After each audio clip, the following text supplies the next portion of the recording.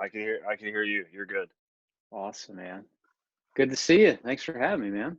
Yeah, man. I feel like we should have met prior. Forgive me if we've met before somewhere at like a show somewhere, but you're local, I would imagine. You said Philly kind of, right? Yeah, we live north of Philly. We live in Bucks County, so right across the bridge from Trenton in a town called Yardley. Okay. So we're not too far from where you're at, man. My cousins all grew up in your area up there in Jersey, so Oh, I know wow. the Okay. I know the landscape pretty well.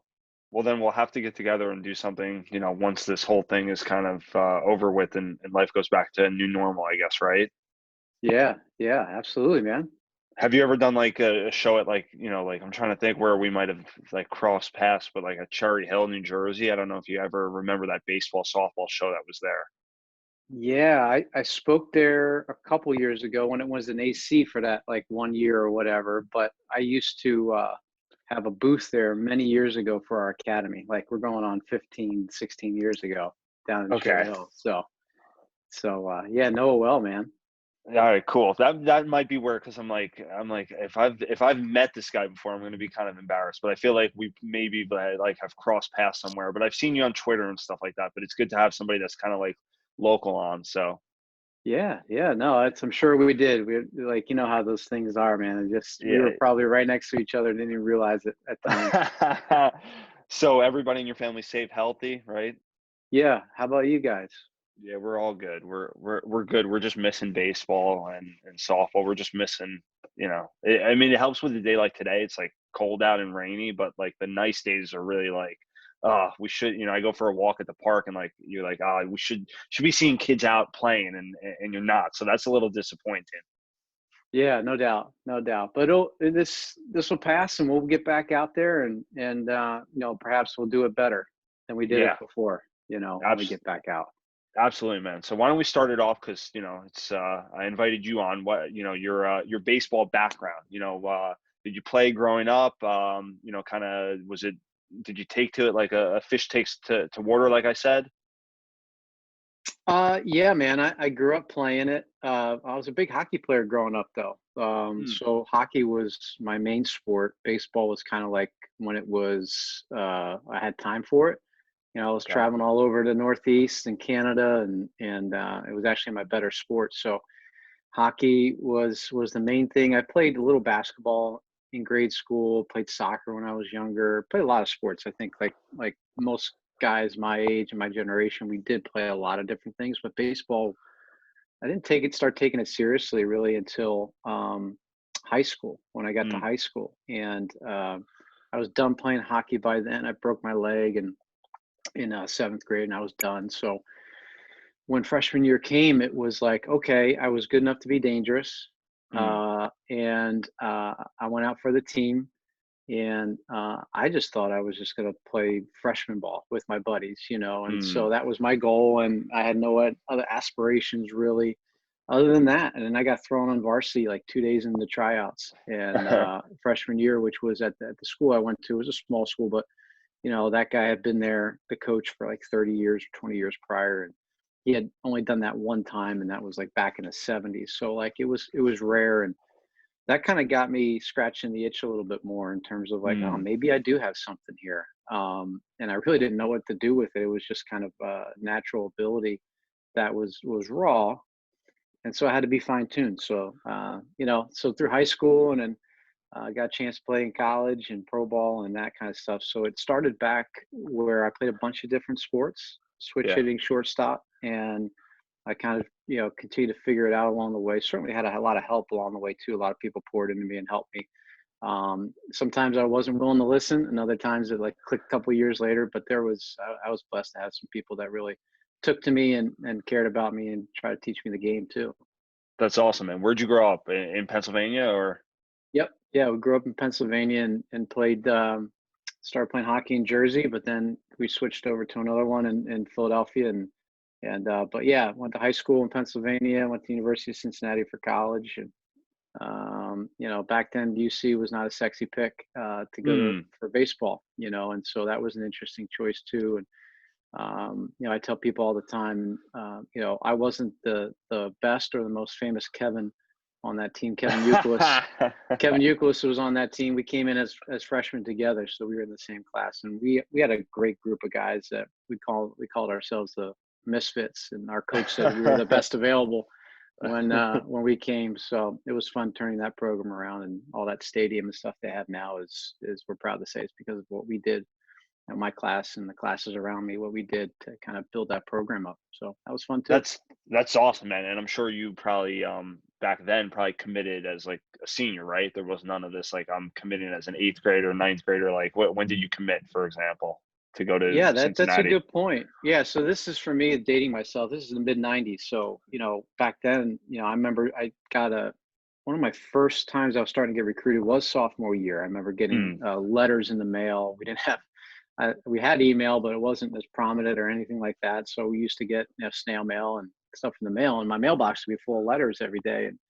And I remember the first letter I got was from Tim Corbin at Clemson, Mm. and when he was the recruiting coordinator at Clemson at the time, and he would write you handwritten notes. And it's funny, I'm still friends with Tim today, and I'll every once in a while I'll go through the archives and I'll pull out one of his handwritten notes and text it to him, and just some stuff like that. But like, yeah, so I was starting to get noticed sophomore year, but Mm. I actually didn't sign until after I graduated high school. Like a week after I graduated high school is when I Mm. signed at UC. So yeah, it was a totally different landscape, no pressure. We didn't have showcase ball. We had this thing called the Carpenter Cup in Philadelphia that, it was at the Vet, the old stadium where all the Mm. college coaches from all over the country, there was Arizona State there was Cal there was, it could be Rutgers. I mean, everybody was there, but that was the big thing at the Vet where all the high school showcase, like all the best high school players were in this one tournament that was in during the week when the Phillies were on the road. So we played all our games at the Vet. We had skill day at the Vet, and those guys would just fly in or drive in, and that would be our showcase. But there was no pressure to do it. Like I played it all 4 years, but there was no pressure to sign anytime, any Mm. soon, because it just wasn't the thing to do back then. You just took your time, and hey, we always, the Jersey guys stayed in Jersey. They went to Rutgers or Seton Hall. Nothing Mm. wrong with that. But you didn't see a Jersey guy going to Miami, so to speak. Mm. Your Philly guys would go to LaSalle, St. Joe's, Temple, and that kind of stuff. So it was Mm. even. So It was, yeah, your decision was kind of even a little bit, right? Like kind of maybe Cincinnati was a little bit like out there, because you're from kind of that Philly area. yeah, it was strange for someone to go to college and play ball that was that far away. And I was even thinking of going like Arizona State or Clemson, Oh like I said, wow. Stetson. Like I was thinking about other places. And looking back, I certainly wasn't ready for that kind of baseball. I would have Mm. gotten my butt kicked. But yeah, so I feel like I wound up at the right place too, because, and I always tell kids, go to a place you're going to play. Mm. Don't go for the dinner table. Oh, I'm going to UVA, Miami, North Carolina, Arizona State, LSU conversation. Go like, hey, maybe I go to Rutgers. Maybe I go to a D2 school, Millersville. Maybe I go to, I don't know, Florida Southern. Wherever it is, go to a place like I went to Cincinnati where I had a chance to play. Now, it doesn't mean I Mm. started every game. I didn't. I started, I think, about half the games, and I started about no, I started about 15 games of the 56, and I played in about half of those 56. Mm. So I went from being the Philadelphia Player of the Year. I was in the papers. I was the best player Yeah. in Philadelphia at that time, which means nothing because I tell people it's always good to be easy around where we live, And then I go there, like I said, Kev's on that team. There's a lot of other guys that are way better than me, and those guys played every game of every 4 years that they were there, and I went from the top to the bottom, and Mm. I had to really work to figure out, like, hey, number one, work ethic. Hey, your talent's only going to get you so far. Like, it got you here, but it's not going to get you where you want to go. And then that time was like I wanted to play, so I had to learn how to work harder. I had to learn, like, I had to get knocked down in order to pick myself up and learn, like, hey, you're not as good as you thought you were. You got Mm. talent, but you got to actually work at it. So there was a lot of life lessons, like even through that.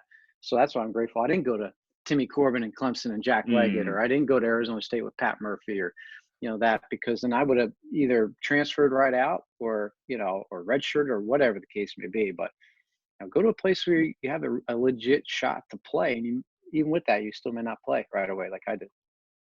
So that was a tough adjustment, college, and then after college, you knew you wanted to keep on trying to chase a dream, right? Try to play pro ball, right? That was kind of the idea. From college, I want to go play pro ball.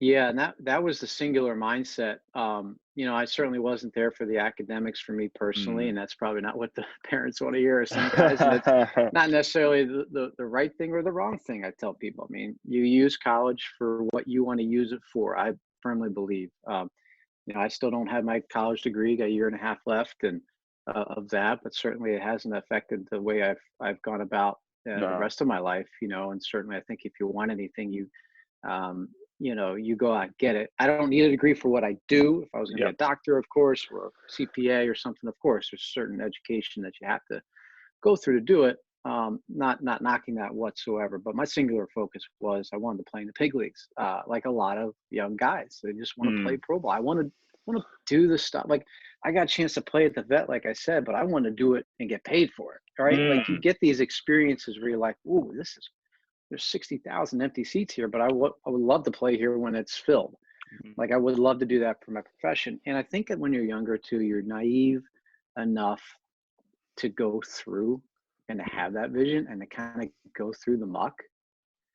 Like looking back on it now, I'm like, man, was it worth it? Sure, Mm. absolutely, 100% was worth it. Did I struggle a lot? Sure. Did I have my great walk-off home run moments and whatever? And yeah, it's all part of it. You had a lot of good and bad, but looking back on it, it's like I was crazy to think that I was just going to keep going and get to the big Mm. leagues, and there's just going to be this line, right? Rather than Mm. this line as you're going. And sometimes I think that if we try to accomplish something, or if we're building a business, or we're trying to our careers or whatever, if we kind of knew all the answers, or maybe how hard it would be, a lot of us wouldn't even start it. Be like, that's not even worth it. That's too much Mm. work. So I was naive enough, like a lot of people, I feel like at the beginning, it's like, I want to play in the big leagues, but you don't really understand like what it takes Mhm. to get there. And you certainly learn that along the way. But that was definitely a singular mindset was, okay, I got to come here, play college baseball. Well, first of all, like I said, I got to start, I got to play more. And then once I just started doing that, started playing every day, then the mindset was, okay, pro ball. How am I going to do that? Well, the relationships you kind of have built, you talk about obviously Kevin Youkilis on the team and other baseball, personalities, your head coach, Timmy Corbin, like you kind of build those relationships along the way. So it's not the worst thing not making it to the pro ball, but kind of when did you realize like, hey, this might not happen? Was it injuries? Was it just kind of, hey, like this just chasing, it's not going to work? And when did you get into kind of your next phase of your career, like life after baseball? I'm going to help kids, training them and help them with those problems and stuff like that. It was probably my third year in pro ball that I Okay. realized that I probably won't get to the big leagues. Mm. And the main reason looking back on it now, and I didn't know that, I mean, hindsight always Yeah, provides the wisdom, right? Was obviously. that I was burned out. Like I Mm. just had put my identity so much into a baseball player. I wasn't Kevin, the person who got to play Mm. baseball. It was like my identity was wrapped up in being a baseball player. So I was physically not exhausted. I was mentally Mm. gassed because I felt personally, and I know some other guys just from talking have felt this in the past, and some maybe watching or listening to this may already feel this or have felt this in the past. Is I felt like everybody was counting on me to get to the big leagues. Mm. Everybody, because you get articles written about you and this and that. And today is totally different landscape, right? We got Twitter, we got social media. There's so much more. But back then it was just newspaper clippings, and you know, you know, you feel like you have to accomplish things so that people will say, "Hey, I knew you could do it," Mm. or if you failed somebody, you didn't want to fail somebody. Like you failed in the game, you felt like you were failing somebody. Like for me, it was like, man, I'm going to fail my parents, like people that supported me, my Mm. coaches. Like, man, I'm just not like if I went 0 for 3 with 3 punchies, like I'm like, man, like I'm the worst baseball player out there, and like I'm not even like doing those people that backed me justice, and the people that Mm. signed me or gave me this job or helped me through college or high school or off the field. And so for me, I was mentally exhausted, and I was like, man, I can't do this. And I Mm. literally said, I don't even want to continue doing this. Mm. And so I got to that burnout phase, which a lot of guys get to as well. And I was tired of the politics, but that was like a very Mm. small piece of it. It really was what I just told you. It was, for me at least, it was that. And so when I got done playing, I remember the answer, that second part of it, the answer, it's when I got done playing, for me, it was like,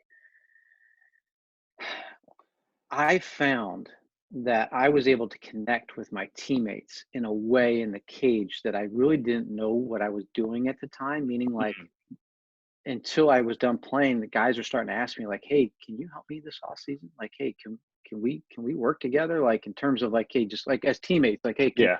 you come throw me some BP or some front toss? Say, hey, I just want to talk to you a little bit about, because you helped me with here." And I'm like, because I was so wrapped up in my own dome, like I didn't even realize what I was doing. I was just trying to be a good teammate. I wasn't all the time, but I was trying to be a good teammate. And there, they kind of sparked the interest of, oh, I might be able to help guys, Mm. because at the time when I was playing too, I was doing lessons like a lot of guys do to make some Yeah. money in the off season, stuff like that. And I was starting to do lessons, and I was kind of good enough to be dangerous, but I didn't realize kind of the gift that I was given of communication, of Mm. seeing things. And then during that time, I was very fortunate to be around some people that were really, really good at teaching hitting. And so I was able to absorb, I was able to kind of stumble and fall and make mistakes in those lesson years, so that when I started working with my teammates, I was like, okay, I know I wasn't perfect. I still don't know everything, but like I was able to take those, okay, and now I had to formulate a plan, whereas now I can help those guys. And bottom line, it wasn't just about hitting. Mm. It was like, hey, listen, when I got done playing, I wanted to be a hitting coach 1 minute, meaning I want to help you with your swing. The Yeah. next minute, I want to help you with your approach, like the mental side, your purpose, your approach to the play. And then I wanted to be able to have a discussion about life, because Mm. it goes back to what I was just talking about. Like for me, I needed to have like the three. I needed to have the trinity of it, so to speak. Like I wanted someone that could talk to me about my swing, my approach, and my life, all in the one person. And I didn't have that. Yeah. But someone who could in a walk around the stadium, and a walk to the ballpark, and coffee in the hotel room, in the cage, and we're not even hitting, but we're talking about other stuff. Because looking back, if I was doing a better job off the field and in my life in terms of just making sure I got things like lined up, then I would feel better at the ballpark and on the Mm. field. So I think a lot of people can relate to it. If you're having a bad day off the field and you bring that to the park, like people are like, oh, you gotta, stop it at the door. Easier said than done. Right. So like it's gonna seep in the clubhouse, it's gonna Yeah. seep into the cage, and it's certainly gonna seep into the game. But if you're not right off the field, you're not gonna be able to be right on it. And so I wanted to be that hybrid of guy. I want to be that guy that can blend it all together, to speak your language, to make you hit the way that you want to hit, individualize everything, not cookie cutter. Because again, I was a switch hitter, so I had two Mm. different swings and mentalities. I was bipolar in a baseball sense. I wanted to bring that into it because I saw a lot of people just trying to cookie cutter a lot of things. Mm. I didn't appreciate that as a player, and I certainly knew a lot of other guys did not.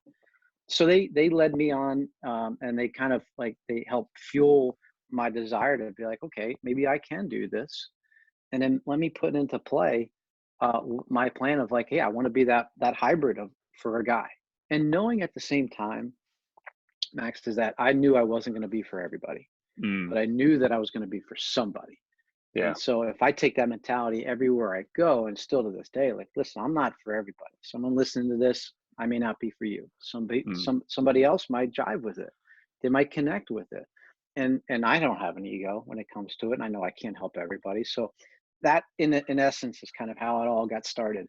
Mm. And the So journey. that was what year was that at? If you 2007 is when I mm. said, because '06 was my last year playing. 2007, I said, I want to take what I've been like from '01, 2001, all the way till '06, '07, all those lessons and all those experiences. And then I want to consult Mm. in '07 till where we're at now. Yeah, so you call it hitting consultant as like your profession. Do you, I mean, you like using that terminology rather than like, hey, I'm just like a hitting coach, or like kind of like hitting consultant. What made you kind of change the language to that? Because some people don't always use that language. I think it's genius, but it just kind of, what made you change it to that? I don't know, really. I'm trying to think. When you consult with somebody, in my mind, you walk alongside them. You come up Mm, next to them, and you don't take the reins and you force them to go left or right. This is not a horse. I want to be alongside you. I want to have that conversation. I always talk about hitting as a conversation. I want to get to know you as a person. I want to get to know your strengths. I want to get to know what means the most to you. And then that consulting piece is like, okay, well, I'm going to be a really good listener to you. And because everybody needs somebody with two good ears, mm, in terms of like, a lot of people want to talk at people. A lot yeah. of people want to tell people what to do. But I've always appreciated personally the people that have walked alongside me and ask really good questions, meaning like, hey, Kev, what's on your mind today? Mm. Oh man, yeah, I appreciate you asking that. I'm just right. Like it opens up a Yeah. whole thing. And if you know that that person is genuinely interested in you and interested in what you believe in or feel or where you're at in the moment, I feel like consulting is you walk up alongside them, meet them where they're at, Mm, and then continue the walk with them and provide guidance along the way where suitable. But if I listen first and speak second, the relationship of trust starts to get built. And now you're as a player, you feel like you're still in control of your career mm, and you're still driving your own car, but you've got this guy next to you or this person next to you that you trust that you can ping ideas off of. Maybe they're a reassurance person. Maybe it's just, maybe it's a kick in the butt. mm. It serves all those purposes. So in terms of consultant, I don't want to be your driving force. And my marketing plan is terrible because I tell people like you hire me to fire me. And I want to walk alongside you, but eventually it's like parenting. Eventually I want you to get to a certain point where you can go on your road, Yeah. on your own. Doesn't mean that you can't call us. Mm, Doesn't mean that you can't, come home and stay again. But the thing is, I want you to hire me, of course, if you feel like that's good for you. But eventually, I don't want you to need me anymore. And if I mm. do my job correctly in teaching you to teach yourself, you won't need me anymore. But it doesn't mean that we can't keep our friendship going. And that's the beauty of what I've really loved is now the guys that get out of the game or whatever, and we're still in contact and our kids play together. And it's just that to me is like I want the lifelong Mm, goal of friendship that we got baseball, just like you and I. We got baseball to mm. bring us together. And then, okay, well, you hit whether you hit 250 in the big leagues or you're 330 career average guy, Hall of Famer. Either way, it's done.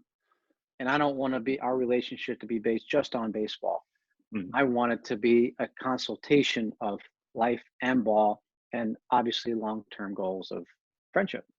That's great, man. That's great. And what would you say is your sweet spot for like the ages that you kind of are kind of doing that hitting consultant for? Yeah, so my main clientele is the big league guys and minor league Mm, guys, but I also love consulting with teams, colleges and high schools, okay. where I'll go in for 2 days at least, or even more, depending on how they want it set up, and really customize. I call them KWB experiences, and I customize them towards what that organization or team needs. Mm, For example, I love to do classroom style settings where you say, "Hey, Kev, we need a better two-strike approach, or we need a better." We got a lot of guys that get scared when it's bases loaded or guys in scoring position, and we'll go in and we'll talk specifically about their needs and what mm, they need. And it doesn't mean that we won't touch on other things, but it'll be just like I do with the individuals. It'll be um, customized to what you need. We'll meet you where you're at and we'll build out from there. So it'll be a classroom setting. And then the next day or days prior, depending on how it's set up, that we'll get out on the field or in the cage, depending on what it is or where it is, time of year, all that.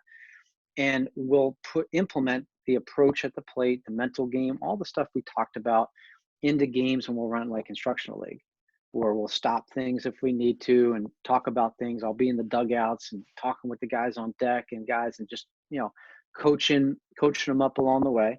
And then also there's opportunity for me to get in the cage with them and work on their swings and let the guys come to me with, again, what are you working on? What do you need help with?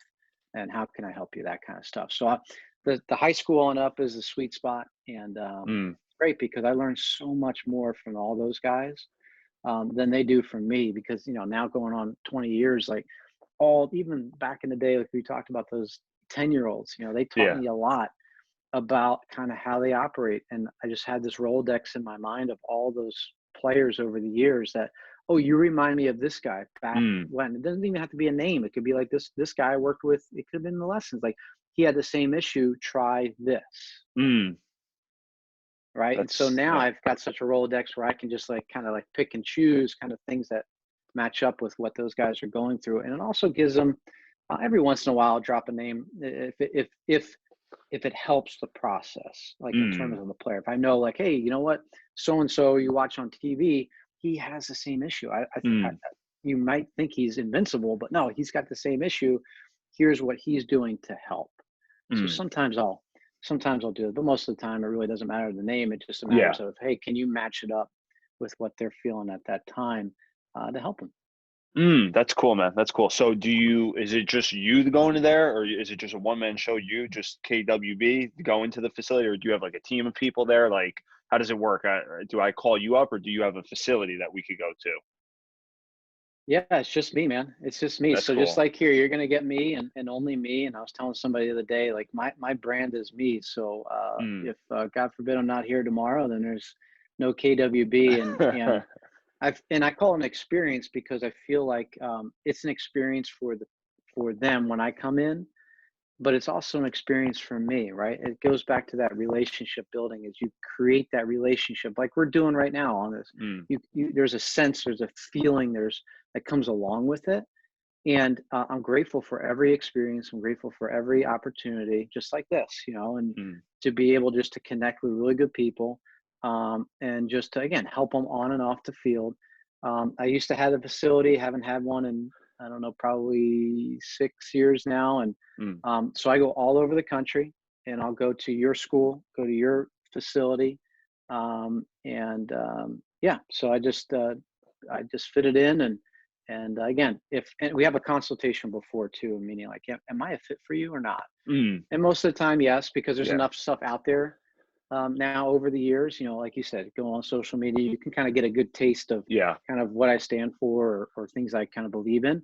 So that kind of takes out. But early on, it was like, hey, am I for you? And a lot of times too, I would be like, I don't think I'm for you. People are like, are you nuts? You don't want, you don't want the money? I'm like, yeah, I could, but this is not about that. This is about Mm, making sure that it's a good fit for you and your program, and certainly for me. I want you guys to be able to get something out of it, and for me as well, be more enjoyable, and I get something out of it in terms of learning. They need to clone you. They need to clone you so you could be in this place, you could be there. So that's your schedule. You must be on the road a lot, I would imagine.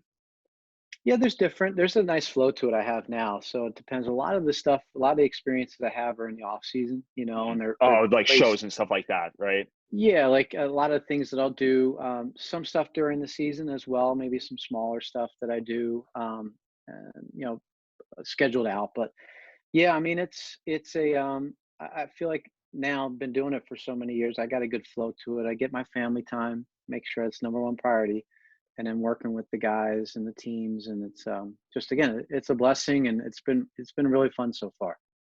So one of the things that obviously when I looked you up was your involvement with USA Baseball and winning a gold medal. What was that experience like, and how does that come about? How does that relationship form? And then your involvement in the USA Baseball and that team. I think it was an 18U team, was definitely stacked from what I read about. So, Yeah, it was definitely the best baseball experience I've ever had. And I was fortunate, so fortunate. The director of USA Baseball at the time, Brant Ust, was a teammate. I played against him in college, and we were teammates mm, years later. And he had come up to me and asked me. I remember it was at the ABCA in Chicago, so that would have been 12. No, that January of 13, that same year. So like, those are usually that first week of January. I remember yeah. Usty comes up to me and or no, I think he texted me. He goes, "Hey, come down to the USA booth," because I had been involved with them in 2011 and 2012, just on the task force and just helping with selections and stuff like that. Mm, I didn't have a role in the coaching staff of those teams, but another teammate. Long story short, another teammate of ours had left to go take a job at the Yankees. So that hitting coach job was open. Mm. And Dusty asked, like, hey, would you want to do it? And I'm like, me? Like, I have no USA experience, right? Mm. Scott Brocious was the manager the 2 years prior, for Yankee fans out there. And then we had a new staff being put together for that 13 year. It was Rob Cooper, who's the coach of Penn State still now. It was myself, ended up being Eric Munson, played in the big leagues for a while, friend of mine, and then Mike Mack, who was a guy down in Texas, pitching coach. And so when he asked me, I'm like, yeah, man. He goes, well, talk it over your wife and see what's going on. I'm like, I call her up. I'm like, hey, this is the opportunity. What do you think? She's like, go do it. So, and so, yeah, so that was the best we had. Like you said, the team was really good. Now I look back in the 2011 team, which was really good. I mean, that team had David Dahl, Joey Gallo, Albert Amora, Max Fried, Lucas Giolito. That was 2011. Mm. You had a lot of guys there. 2012 certainly had its players as well. That was really good, and you see a lot of those guys on TV too. But then come to 13, Jack Flaherty was on that team, who's pitcher for the Cardinals now. Mm. There's a lot of guys. Cole Tucker with the Pirates now. Adam Hazley with the Phillies. There's a lot of guys on our team that's already been up in the big leagues. Justice Sheffield was on our team. But anyway, not to run through all the names, but the point is, like, 2011 was good. 2012 was I didn't think as good as 2013 in terms of like players all around. And then here comes 2013, which we were loaded with pitching, and our hitting wasn't as good as the hitting I'd seen certainly in that first group. Yeah. So it was like, okay, they're the best players in the country. So no disrespect to those guys, but I just knew hindsight, like, we had some work to do in order to win a gold medal. Because when you go with USA, you go to overseas, that you expect to come home with the gold. This is not like, hey, hope you guys do well. Like, no, like, this is like the Yankees, where you put all these resources into it and you expect the best. And the time that we went in 2013, I think we were ranked number 3 in the whole world. So it was Cuba, who had been number 1, I think, since 97 or whenever they came out. And then it was Japan, and then it was us. Well, we ended up winning. We beat Japan. We actually beat Cuba in extra innings and a walk-off hit by Mikey Rivera, who's in the Indians organization right now. He caught at Florida. And so Mikey hit a 8-hopper through the 4-hole for us. It was awesome. We beat Cuba, and then we go to the championship game and we beat Japan for the gold medal. And I have never been around a group of 20 guys that faced as much adversity as they did, that had to learn how to be comfortable being uncomfortable. A lot of them were in a foreign country for the first time. A lot of them were in international play for the first time, even though a couple of them had already had prior experience. But simply put, we beat Italy, like, I don't know, we beat the doors off in the first game, and then we faced Australia and we lost 1-0. The Australia game was the wake-up call, like, hey, you guys can't run through this. Yeah. And from then out, we won every game. So those guys face adversity. They comfortable being uncomfortable, meaning like, hey, man, Jack Flaherty, you're not going to pitch that much. And in the gold medal game, he was our third baseman. The gold medal game, Bryson Brigman, who's in the Marlins organization right now, another first-round pick, B played third. And Jack was on the bench, and we didn't know how he was going to react, but he coached up B from third. We were on the third base dugout in the gold medal game, and he coached them up the entire game. So there were guys that put their egos aside eventually, and we only had 2 weeks. This is what we didn't have, like, months at a time to put this all together. We had like 5 days really to get everybody together and kind of get them on the same page. So they showed me a lot about, as a 17-year-old, how to adapt and learn. And it's not about you. And certainly that USA across your chest, you look down, I just get goosebumps thinking about it still, that it is such a totally different experience. And then you realize, like, hey, it's not about you. You're playing for something far greater than yourself. So definitely the best baseball experience in my career. I have a gold medal because of 20 great kids, and certainly Brand Ust. So thank those guys for that, and I'm just lucky they let me get on the plane to go over. That's awesome, man. That's a great story. I mean, is that something that you could teach, like, putting the ego aside, or is that something that really, like, it's got to come from within? I don't know if your approach can help with that. I think experience plays a lot into that, right? Mm, Because those guys, much like today's players, and again, that's not that long ago. That was 7 years no. ago now. They're the perfect game All-Americans, like the Mm, All-Americans. The guys are on TV, from San Diego or wherever they play it now, or they might be in the same spot. These guys were the number one on their teams in their states. They were going to be the first round draft picks. A lot of them were going to be future big leaguers, right? So a lot of people telling them that how great they are. mm, And then a lot of picking a USA team has very little to do with your talent. mm, And picking a USA team has almost everything to do with how are you going to respond to adversity and mm. how are you going to work with others for a greater common goal. So people would be like, scouts would be like, how'd you leave this guy off it? He's good, he could have been actually, we left the guy who was number 2 overall pick the next year on. Mm, He was not going to fit into our family dynamic, meaning he was going to be a jerk, mm, and he was already letting that on during trials. So a lot of it is you're doing deep dives into character. You're doing deep dives into kind of how they respond to different things, how they bring guys together naturally, how they work with others. Because again, they all have talent. So it's like the big leagues. Like a lot of people complain the big leagues, but we're not looking down the road and projecting you out 5, 6 years. mm. We're projecting you out 5 to 6 weeks from now, 5 to 6 days from now. And that's where I'm saying the experience part of it is, do you have it in you? Mm, But that experience, again, going over there in a foreign country and playing for something far greater than yourself, that experience alone speeds up the process if you get the right guys together, which I felt we did, to all of a sudden now all that combination of stuff allows them to do that. And they certainly had to get prodded a little bit yeah. and you push them down the road, but they were the ones that ultimately made the decision because, again, there's really not too much a coach can do to flip a switch for a guy. Mm. He's going to have to make that decision up in his mind. And so you're just trying to pick the right people in that space and time. Yeah, that is true. So how has the approach of kind of what you've done changed from what you did day one, right out of kind of that independent ball to what you're doing today? Is it all the same or has it kind of evolved and changed? Like in terms of the coaching, The coaching, yeah, how has that um, has it always been the same or has it kind of you've changed in a way? I feel like I've always been the same in terms of just the perspective on things, right? We Mm. talked about the individual piece to it and keeping things very simple. I would say hitting is simple. It's just not that easy. Trying to simplify things and keep things really simple. What has changed is, like I was alluding to a little bit before, is just the Rolodex of information I have now, the Mm, different experiences I've gone through, the things that have worked and haven't worked. Those things are always changing. I'm always trying to continue to evolve and say, okay, what has worked? Let's stick with that, and then what hasn't worked, and learn from that. And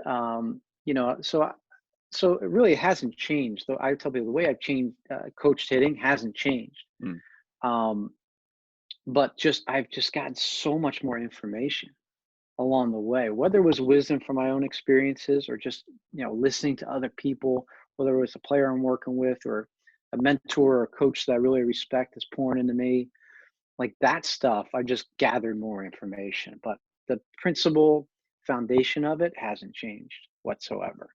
mm. I'm still with that. So do you have I gotta imagine you have a book out at this point. Do you have a book out where anybody could read more about all this stuff or no, not yet? Yeah, actually, I wrote 2 books. The Good Batting Okay. book was the first book, came out a few years ago, and then I wrote an ebook so people could have it on their phones. I did it on purpose, Finding Clarity: A Mindful Look into the Art of Hitting. And you can go to Amazon and find both of those. And they're very short books. They're less than 50 pages. I'm a big reader, as you can Mm, see, but I also know that the attention span of a young person or whoever's reading this is, I don't need to write a 300-page book on hitting. There's not much to it. It's pretty mm. simple. So I get in and get out, and it's a book that's really not. Both books are really not anything to teach you, but it's allowing you to think in order to learn about the way you're approaching the game, the way your view from the batter's box. I put quick hitters in there, meaning like thoughtful questions at the end of chapters to get your mind going about Mm. the why you do what you do, and really kind of like stand yourself up and say, hey, do I have a purpose to everything that I'm doing, and do I understand why I'm doing what I'm doing? So they're challenging books. They're short. They're dip in, dip out. You can bring them up, highlight them, all that kind of stuff. It's been flattering over the years to see them in big league clubhouses, and guys on the planes will take pictures and buses. And so that's been really satisfying, because that's the whole point they were written, was just to help you just kind of in your journey, just kind of solidify your why and your purpose to everything that you do. Hmm. Okay, cool. So people will have to. I'll put the link up on the YouTube video where they can find those books. I'll put it up to your website as well. So what's next for KW baseball? I mean, I gotta imagine at this point you've been offered, some at least hitting, job somewhere, where whether it was even a head coach or assistant coach, hitting coach for anybody. Why turn it down and kind of stick with this idea? I mean, it's been very flattering. The part of the journey story that I left out was when I got done playing that I did apply, Hmm. and to a lot of teams, and I got all 30 teams said no for one Hmm. reason or the other. It wasn't always about me. Sometimes there's no jobs available. Sometimes they went with the more seasoned guy. Sometimes I just didn't get it. So that really fueled my, okay, well, if you don't think I can do it in some cases, then I'm going to go work with your players anyway, and I'll have to just figure out how to do that. So part Yeah. of it at the beginning stages was kind of like rejection letters to fuel Hmm. kind of what I thought was needed. Fast forward all these years later, then it's certainly not that anymore. Yeah. And I've been very flattered and honored that the phone calls come in the fall, and I have some great conversations with people going in and see their organizations, gone through the processes.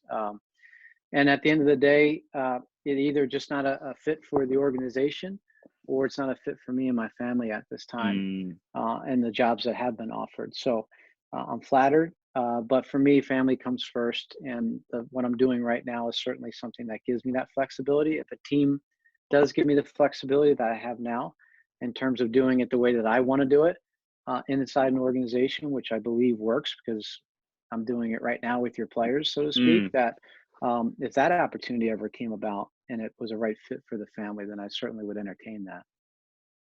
Cool. Well, we'll be on the lookout, man. I've heard your name before. I've seen you on. Where can we check you out? On Twitter, Instagram, all that good social media stuff, right? Where can we check you out?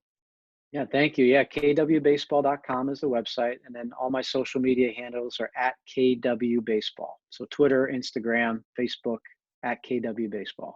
With a great logo, I must say.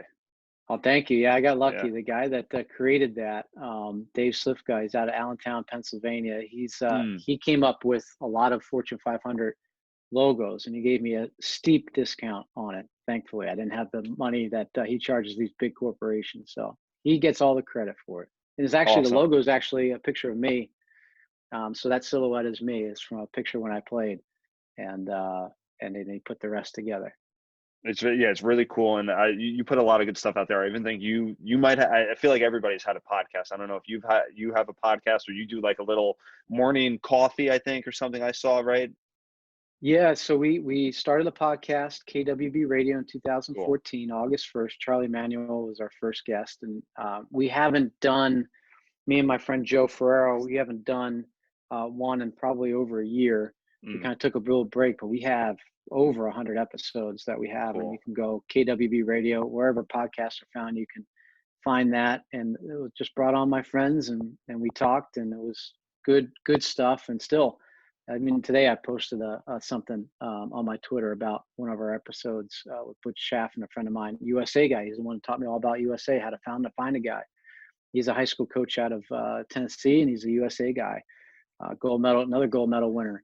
But yeah, I started Coffee with K Dub probably last year, but then I took it to Instagram during this downtime. So like we're just talking about Uke. Uke was on there one time, and just again bringing my friends on and having a little fun for 30 minutes on Instagram. You got it right now during this time. People are getting creative, and who knows, maybe this is the new normal, but when we are allowed out and we're allowed to travel and stuff like that, and it sounds like you're kind of familiar with the area, stop in. I'd love to meet you face to face. Yeah, man, I would love to, and keep up the good work you're doing, and I look forward to that day to check it Cool, out.